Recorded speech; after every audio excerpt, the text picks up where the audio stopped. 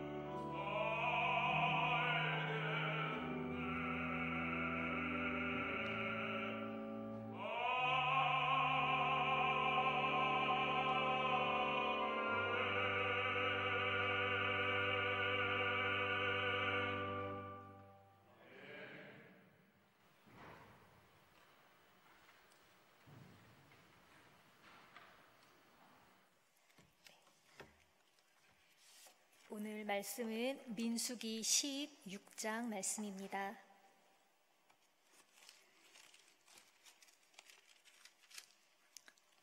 민수기 16장 1절부터 50절까지 함께 교독으로 읽고 마지막 절은 합독하시겠습니다. 이스라엘의 아들 고라가 반기를 들었다.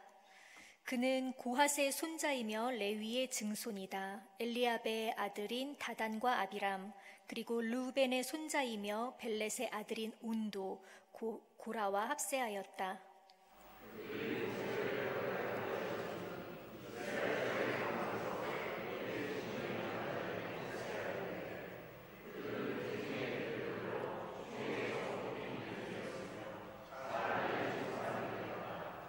그들이 모세와 아론에게 대항하여 모여서 항의하였다.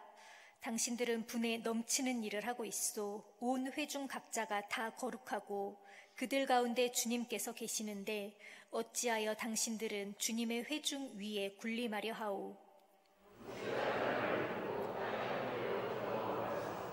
고라가 데리고 있는 모든 사람에게 이렇게 말하였다.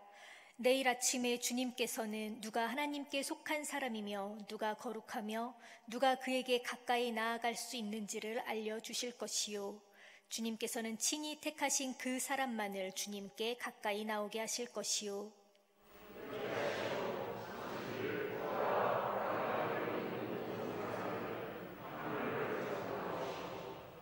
내일 주님 앞에서 그 향로에 불을 담고 거기다가 향을 피우도록 하시오.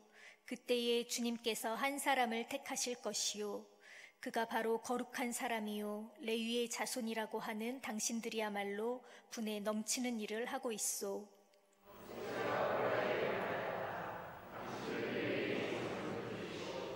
이스라엘의 하나님이 당신들을 이스라엘 회중 가운데서 구별하셔서 주님께로 가까이 나오게 하셨소. 그리고 주님의 성막일을 하게 하셨소. 그뿐만 아니라 당신들을 회중 앞에 세워 그들을 돌보게 하셨소.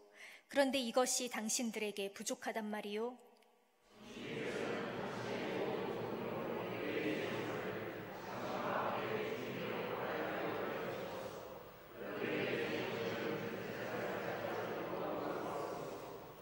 그러므로 당신과 당신의 사람들이 결속한 것은 주님을 거역하는 것이요.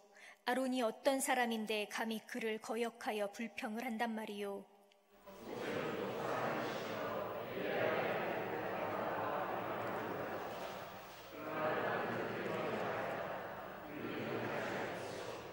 우리를 젖과 꿀이 흐르는 땅에서 이끌어내어 이 광야에서 죽이는 것으로도 부족하단 말이요. 이제 당신은 우리 위에 군주처럼 군림하기까지 할 셈이요.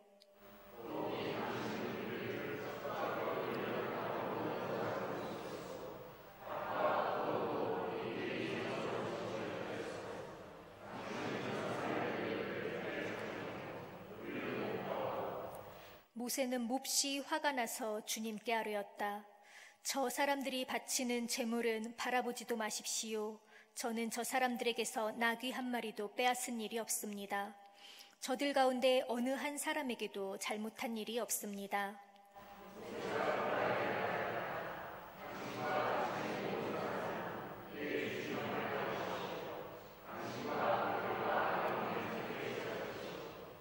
각자 자기의 향로를 들고 그 안에 향을 담아가지고 주님 앞으로 나와야 하오. 각자가 향로를 가지고 오면 향로는 모두 250개가 될 것이요. 당신과 아론도 각자 향로를 가져와야 하오.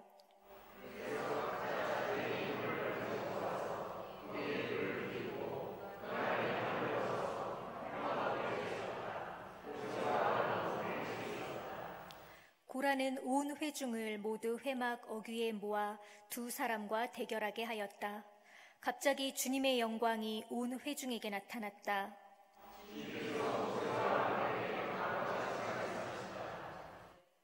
너희는 이 회중에게서 따로 떨어져라. 내가 그들을 순식간에 없애버리겠다.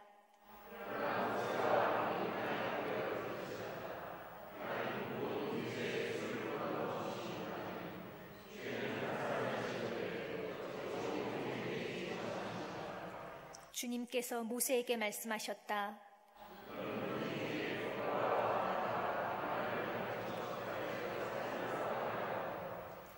모세가 일어나 다단과 아비람에게로 가니 이스라엘 장로들도 그를 따랐다.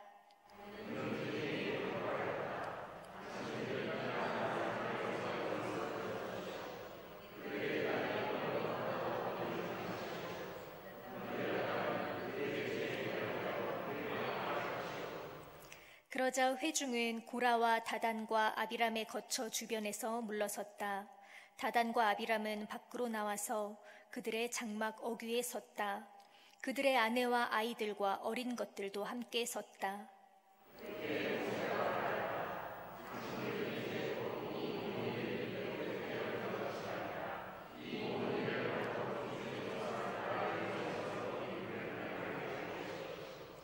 이 사람들이 보통 사람이 죽는 것과 같이 죽는다면, 곧 모든 사람이 겪는 것과 같은 죽음으로 죽는다면 주님께서 나를 보내신 것이 아니요.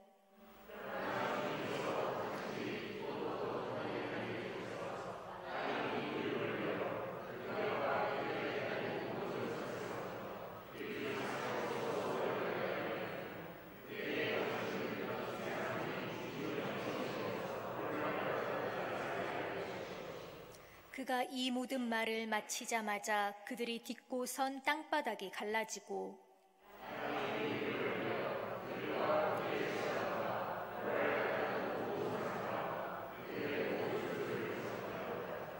그리고 그들과 합세한 모든 사람도 산채로 스올로 내려갔고 땅은 그들을 덮어버렸다. 그들은 이렇게 회중 가운데서 사라졌다.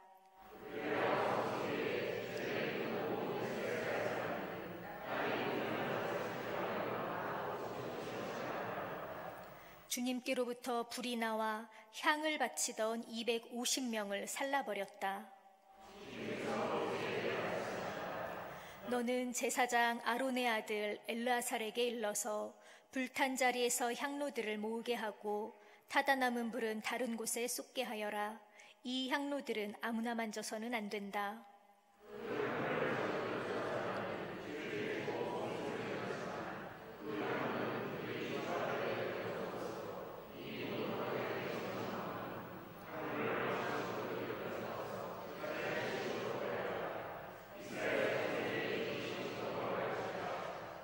제사장 엘르아살이 불에 타 죽은 사람들이 주님께 드렸던 그 놋 향로들을 거두어다가 망치로 두들겨 펴서 제단 위에 씌웠다.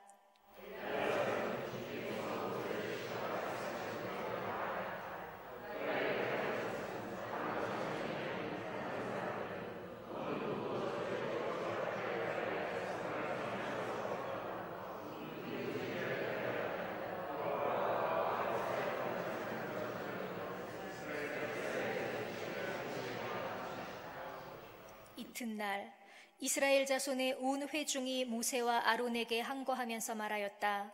당신들이 주님의 백성을 죽였소.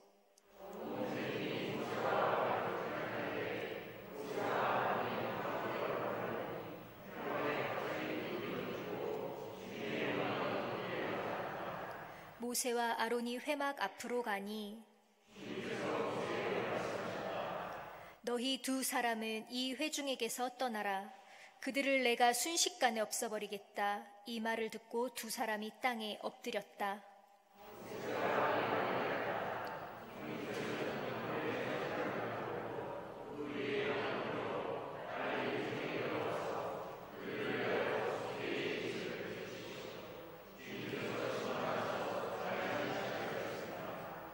아론이 모세의 말을 듣고 향로를 가지고 회중에게로 달려갔다. 백성 사이에는 이미 연병이 번지고 있었다. 아론이 백성에게 속죄의 예식을 베풀었다.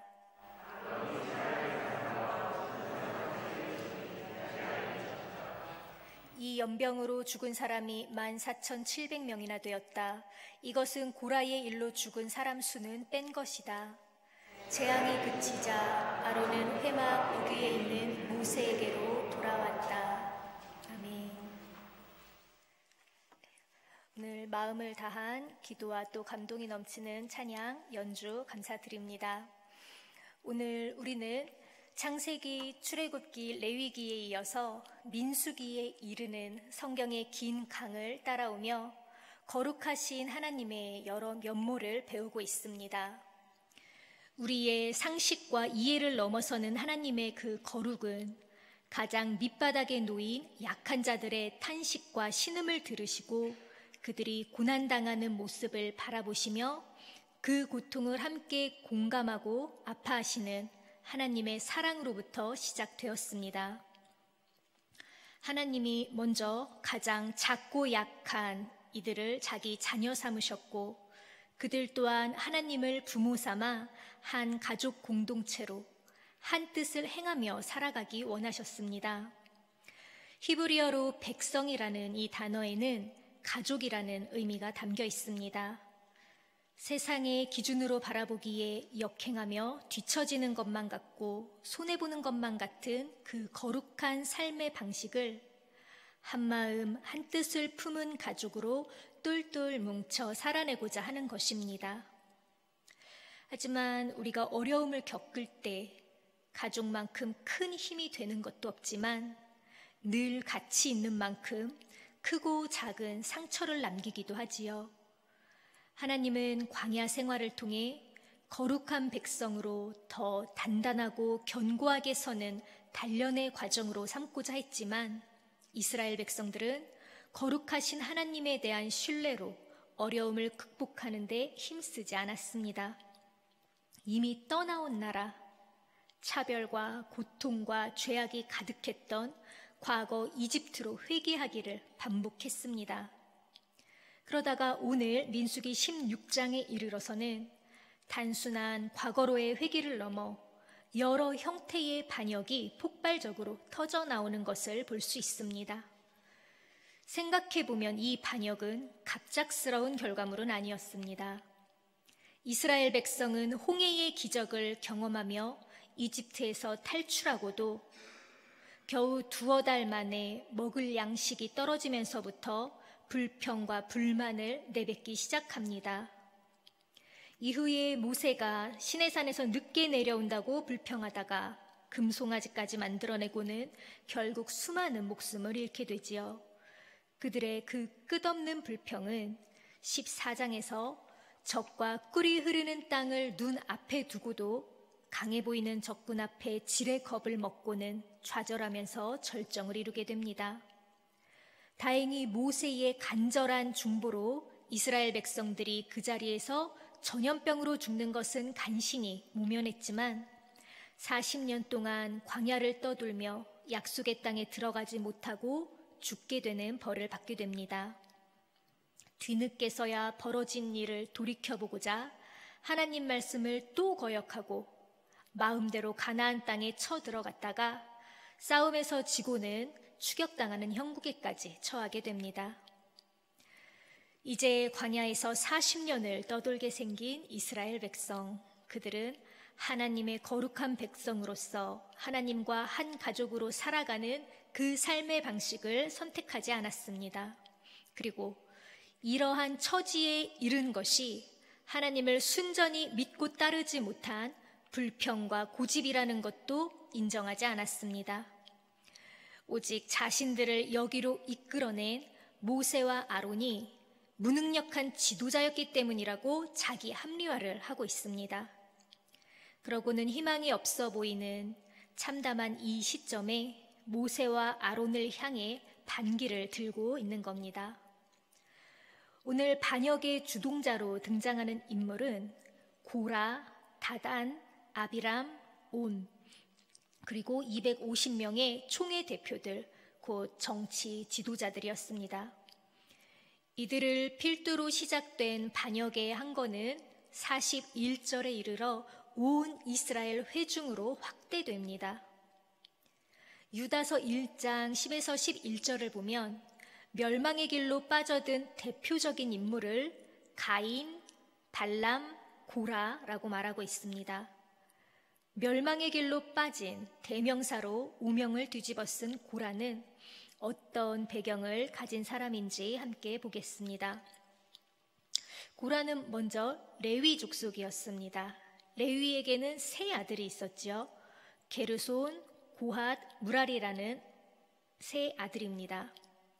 이 레위 자손들은 광야 생활을 하는 동안에는 이동을 할 때마다 그 성막 안에 있는 기물을 옮기는 역할을 담당했다고 민수기 4장에서 배운 적이 있습니다. 레위의 큰아들 게르손 자손은 성막의 천이나 덮개, 휘장 등을 담당해서 옮겼고, 또 셋째 아들 무라리 자손은 주로 금속으로 만들어진 기둥이나 또 부피가 큰 그런 말뚝이나 이런 것들을 옮기는 역할을 했습니다. 그에 반해서 이 둘째 고핫 자손은 성막 안에 있는 그 성물을 옮기는 역할을 했는데, 아직 포장되지 않은 성물을 함부로 만지거나 들여다보는 것은 허락되지 않았습니다. 성소 기물에 함부로 손댔다가는 바로 죽게 되는 그 위험을 안고 업무를 담당했습니다. 또 이렇게 해체한 성막의 부속물들을 게르손 무라리 자손은 수레로 옮기는 반면에 고핫 자손은 성물을 체에 꿰어서 어깨에 짊어져서 옮기는 그러한 수고도 더해졌습니다. 오늘 16장 1절에 등장하는 이 고라는 바로 레위의 둘째 아들 고핫의 손자였습니다. 고핫에게는 아들이 넷이 있는데요. 아므람, 이스할, 헤브론, 우시엘이라는 아들입니다. 이 중에 모세와 아론은 큰아들 아므람의 자녀였고, 고라는 둘째 아들 이스할의 아들이었습니다. 이 모세와 고라가 사촌지간이라는 걸 알 수 있지요. 대부분의 반역이 가장 신뢰받는 사람이거나 지척에 두고 가깝게 지내던 사람인 경우가 많은 우리의 역사를 돌이켜보면 고라와 모세의 관계도 여러모로 가깝고 신뢰하는 관계가 아니었을까 생각해 보게 됩니다. 이러한 배경을 가진 고라는 과연 어떤 사람이었을까? 성경에 고라에 대한 많은 정보는 나와 있지 않습니다. 다만 이름을 통해 몇 가지 의미를 생각해 볼 수 있습니다. 이 고라의 어원은 머리를 깎아 대머리가 되다 라는 뜻이 있습니다. 머리가 자라난다는 건 살아있다는 그러한 사람의 특징이지요. 특히 삼손과 같이 하나님에게 속한 나실인들은 서원한 기간이 끝나기까지 머리카락을 자르면 안 될 만큼 거룩함을 상징하기도 했습니다. 반면 이 고라라는 단어의 어원과 같이 머리를 대머리로 깎는 것은 죽음과 연관된 의미를 지닙니다. 욥처럼 모든 걸 잃고 병들어 있는 자신의 수치를 표현할 때 머리를 깎기도 하고, 미가서 1장에서 자녀들이 포로로 끌려가는 예언과 같이 참담한 상황을 맞이할 때 머리를 밀기도 합니다.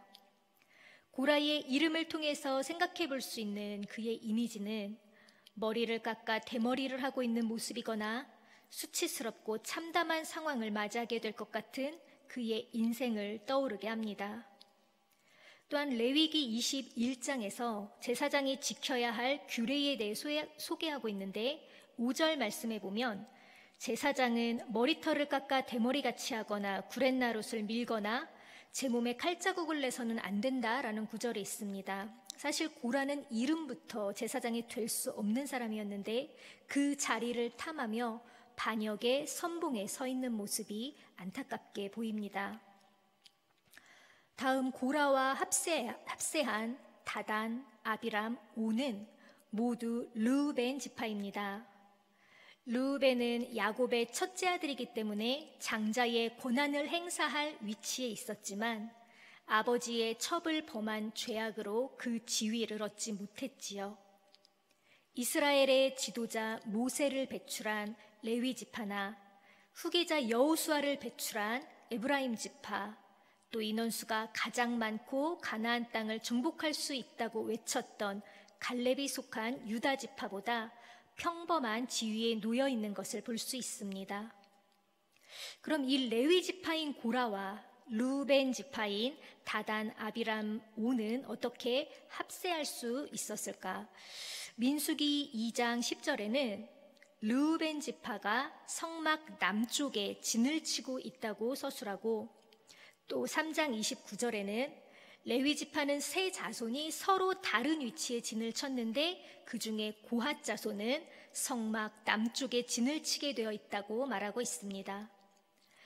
따라서 르우벤 지파의 다단, 아비람, 온, 그리고 고앗 자손의 고라는 성막 남쪽에 함께 거주하면서 교류하다가 반역을 도모하게 된 것으로 보입니다.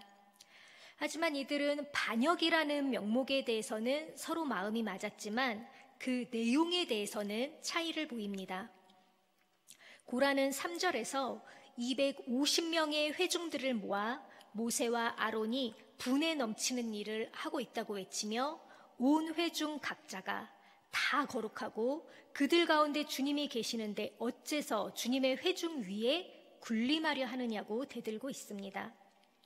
이것은 아론의 자손만 제사장직을 감당하는 것에 대한 불만이고 나도 거룩한 자라는 교만이며 그 자리를 노리는 탐욕이었습니다. 이때 모세는 고라와 무리들의 공격적인 도전 앞에 곧바로 대응하지 않았습니다. 먼저 땅에 엎드려 기도로 하나님의 뜻을 구합니다. 하나님은 그 기도에 대한 응답으로 다음 날 아침에 누가 하나님께 속한 사람이며 누가 거룩하며 누가 주님께 가까이 나아갈 수 있는지 알려주시기로 합니다. 고라의 무리들과 아론이 각자 자기 향로를 가지고 나와 불을 담고 향을 피울 때 하나님이 한 사람을 택하기로 하신 거지요. 하나님의 말씀을 전한 모세는 이제 고라가 내뱉은 그 한거의 발언을 다시 그대로 돌려주며 그들이야말로 분에 넘치는 일을 하고 있다고 질책합니다. 주님께서 그들에게 맡겨주신 특별한 지위에 만족하지 못하고 불평, 불만으로 제사장직까지 요구하는 것은 주님에 대한 거역임을 분명하게 짚어주고 있습니다. 반면에 다단, 아비람은 레위 지파가 아니라서 그런지 제사장직에 대한 관심은 없어 보입니다. 고라가 무리들을 데리고 제사장직을 요구하러 모세 앞에 갔을 때 다단과 아비람은 그 자리에 없었습니다. 12절에서 모세가 그 자리에 없던 다단과 아비람을 불러내 하나님 앞에서 공정한 판결을 받고자 했을 때 모세의 부름에 거부하는 모습을 볼 수 있습니다. 그들은 13절에서 종살이하던 이집트 땅을 젖과 꿀이 흐르는 땅이라 부르며 젖과 꿀이 흐르는 땅에서 광야로 불러내어 죽게 만들고는 우리의 왕처럼 군림하려 드느냐며 모세를 힐난합니다. 다단과 아비람의 발언에서 모세를 인격적으로 비난하고 하나님의 권위를 거부하는 그들의 심리가 분명하게 읽힙니다. 특히 12절에서 우리는 가지 않겠소라고 거부하는 그 부분을 개역개정에서는 우리는 올라가지 않겠노라라고 번역하고 있는데 이 단어는 낮은 곳에서 높은 곳으로 올라갈 때 또 낮은 지위에 있는 사람이 상관에게 나아갈 때 재판을 받으러 나가거나 제물을 드리러 가기 위해 나갈 때 사용하는 단어입니다. 이건 현재 모세의 위치가 지위적으로 높은 위치에 있다고 볼 수도 있고 성막 앞이라는 그 거룩한 장소에 모세가 있다는 의미로 볼 수도 있습니다. 그런데 이것을 들어서 유대 랍비들은 다단과 아비람이 모세의 앞으로 올라가는 것을 거부했기 때문에 깊숙한 땅속으로 떨어졌다고 해석하기도 합니다. 모세는 이들의 비난에 감정이 매우 격해졌습니다. 하지만 모세의 이 분노의 감정을 여전히 사람에게 먼저 표출하지 않습니다. 그리고 하나님께 가장 먼저 아뢰지요.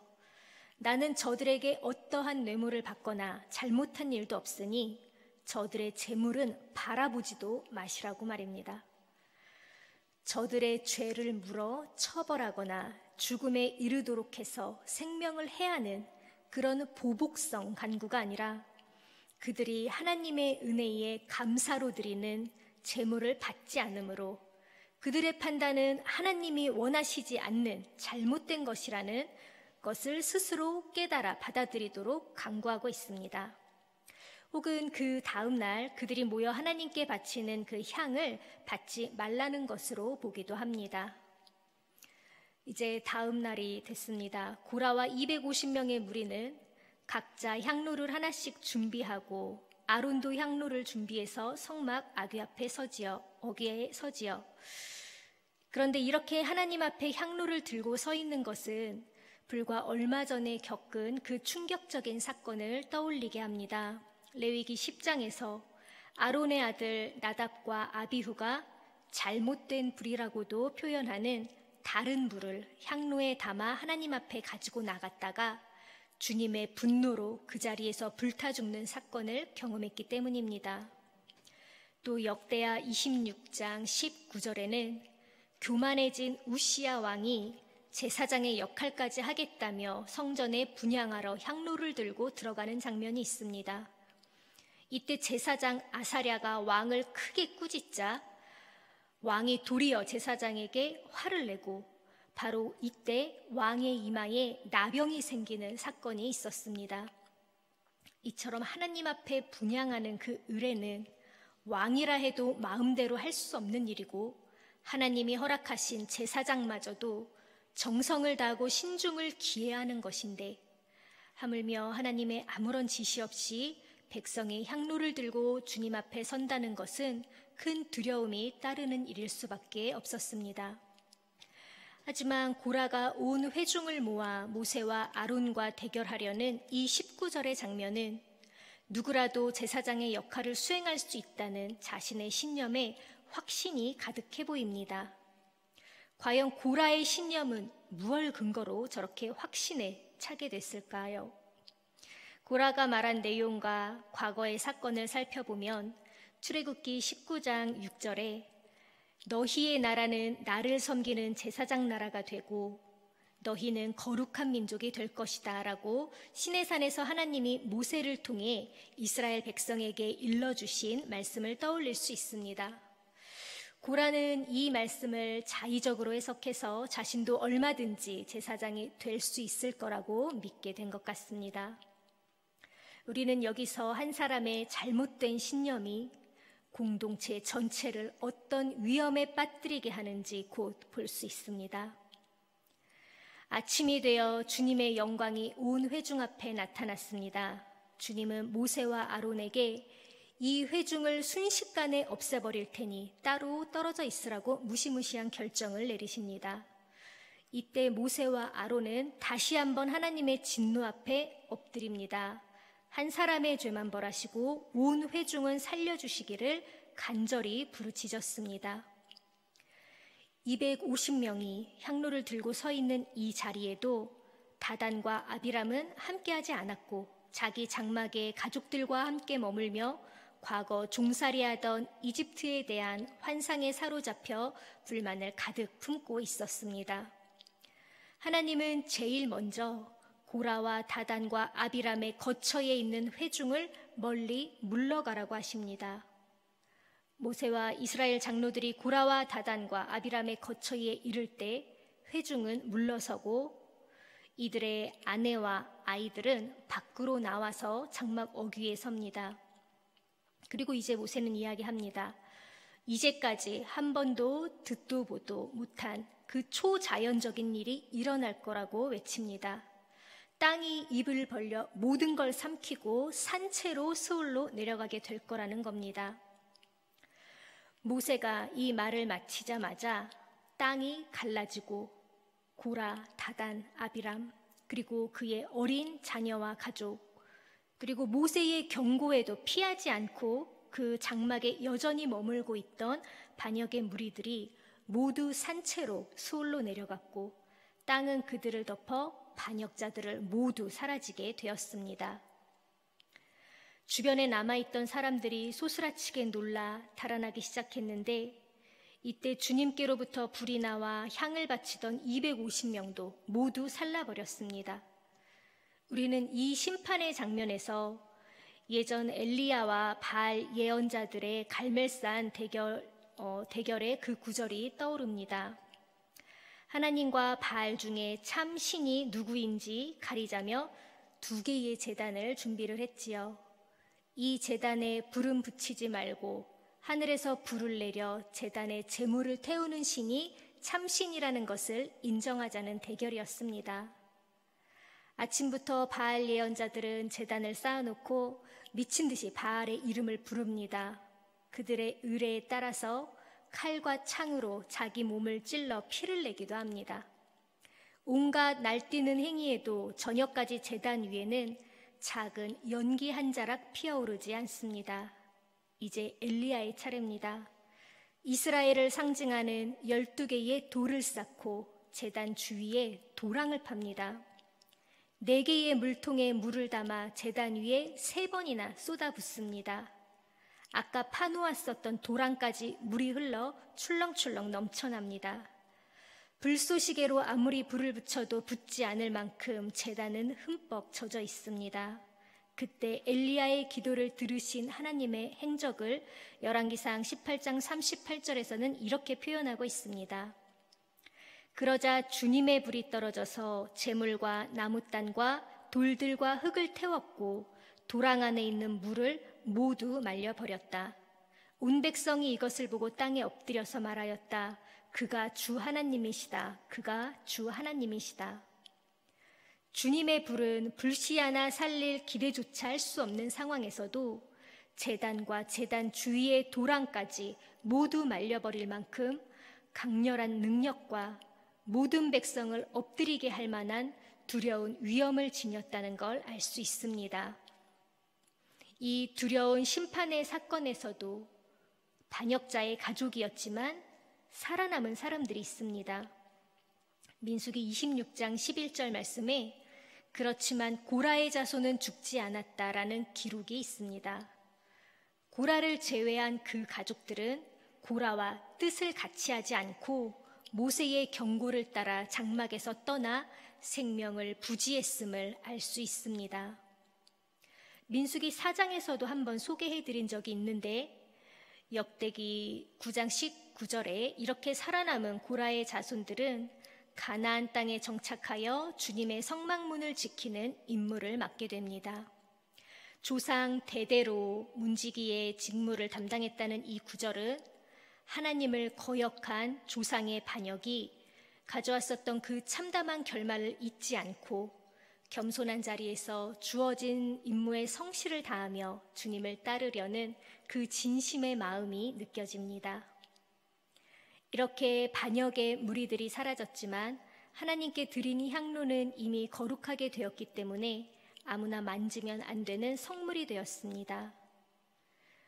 하나님의 명령에 따라서 아론의 아들 엘르아살은 놋 향로들을 모아 망치로 두들겨 펴서 제단에 씌웠습니다. 이 제단을 볼 때마다 반역의 경고로 삼아 이런 일이 반복되는 것을 막기 위함이었지요.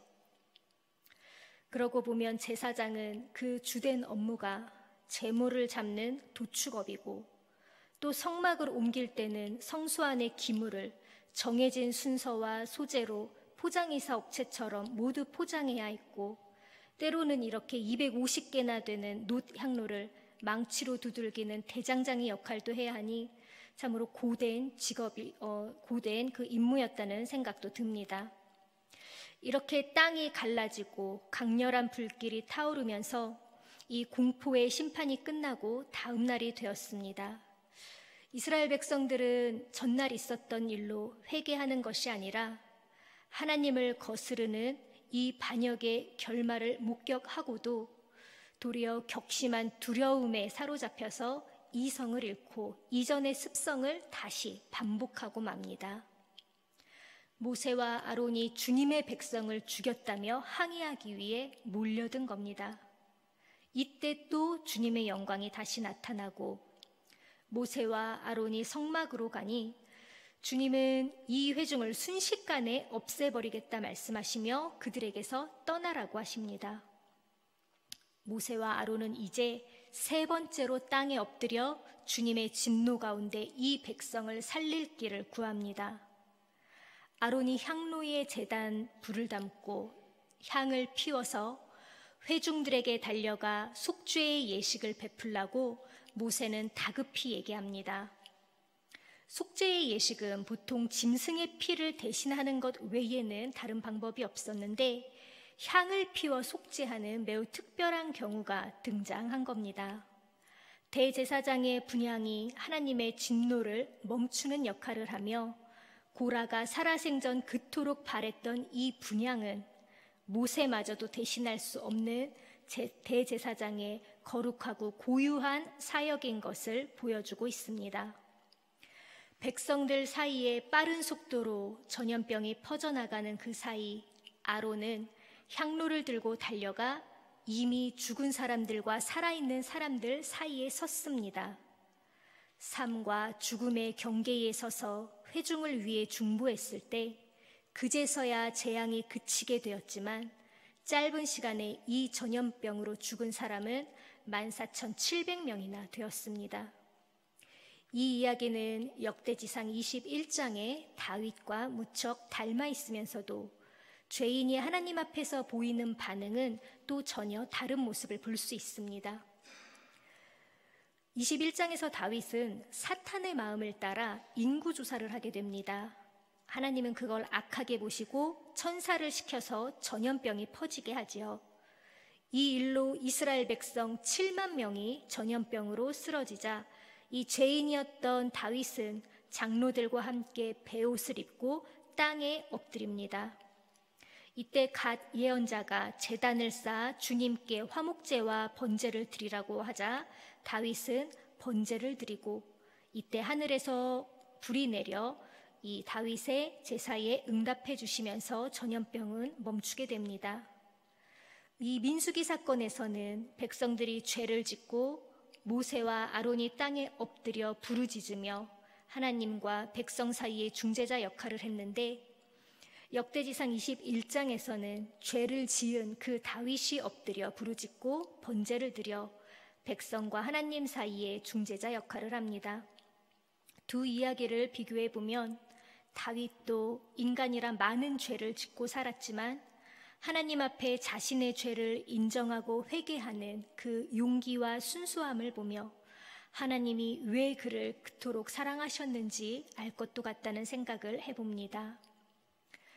우리는 민수기 16장을 읽으며 거룩하신 하나님과 불평불만 그리고 악이 반복되는 그 세상의 경계선에서 우리가 살아가야 할 삶의 태도와 행동에 대해 생각해 보게 됩니다.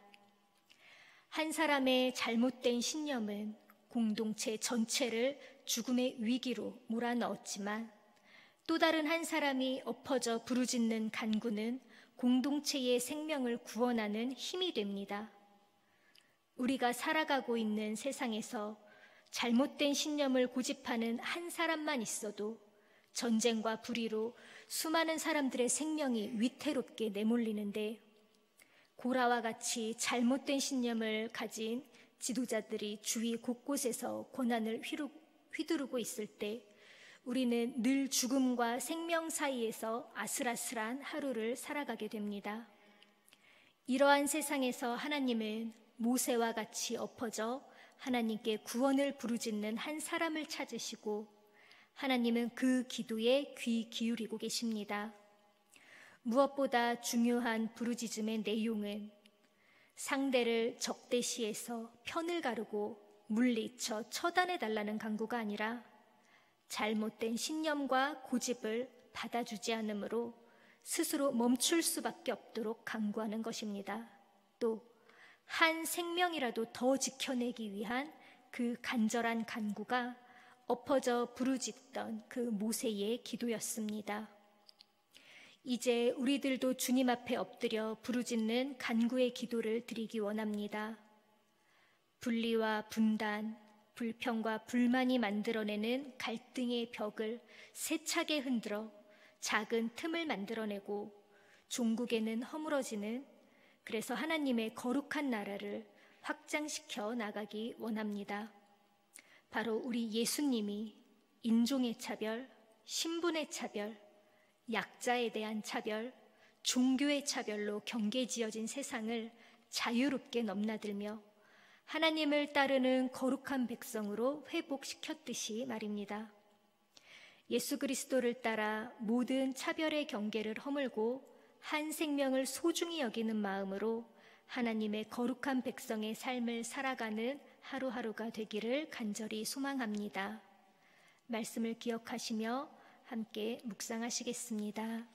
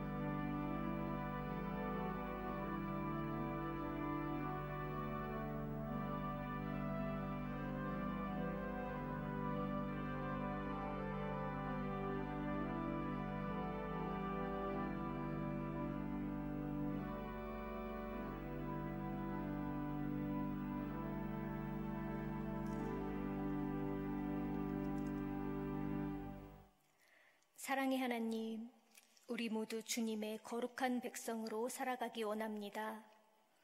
모든 차별의 경계를 허물고 한 생명을 소중히 여기신 예수 그리스도를 따라 살아가게 하옵소서. 어떠한 어려움과 억울함 앞에서도 제일 먼저 주님 앞에 엎어져 기도드리고 주님의 뜻을 따라 살아간 믿음의 선조들을 기억하며 이 시간 주님 앞에 겸손히 엎드리오니 우리의 간절한 기도를 주님의 뜻대로 이루어 주시옵소서. 예수님의 이름으로 기도합니다. 아멘.